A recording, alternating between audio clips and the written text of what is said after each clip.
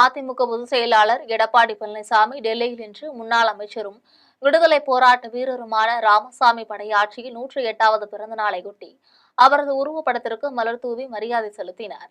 அப்போது அதிமுக பொருளாளர் திண்டுக்கல் சீனிவாசன், துணை பொதுச் செயலாளர் கே.பி. முனுசாமி, தலைமை நிலைய செயலாளர் எஸ்.பி. வேலுமணி, மாநிலங்களவை உறுப்பினர் தம்பிதுரை, சி.வி. சண்முகம், இன்பதுரை, தனபால் ஆகியோருடன் இருந்தனர்.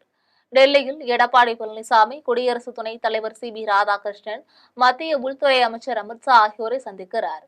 முன்னதாக சென்னையில் நடைபெற்ற அண்ணாதுரை பிறந்தநாள் விழாவில் பேசிய எடப்பாடி பழனிசாமி, அதிமுக ஆட்சியில் இருந்தபோதும் இல்லாதபோதும் அதற்கு மத்திய பாஜக அரசால் எந்த அச்சுறுத்தலும் வந்ததில்லை என்று தெரிவித்தார். ஜெயலலிதா இருந்ததற்கு பிறகு அதிமுக ஆட்சியை கவிழ்க்க முயற்சி நடைபெற்ற போது மத்திய பாஜக அரசு துணையாக நின்று அதிமுகவினை காத்ததாக குறிப்பிட்டார். நன்றி மறத்தல் நன்றன்று என்கின்ற வள்ளுவர் வாய்மொழிப்படி தாங்கள் பாஜகவின் நன்றியை ஒரு நாளும் மறக்க மாட்டோம் என்று தெரிவித்தார். பாஜகவுடன் தங்களுக்கு எந்த கருத்து வேறுபாடும் இல்லை என்றும் பழனிசாமி குறிப்பிட்டுள்ளார்.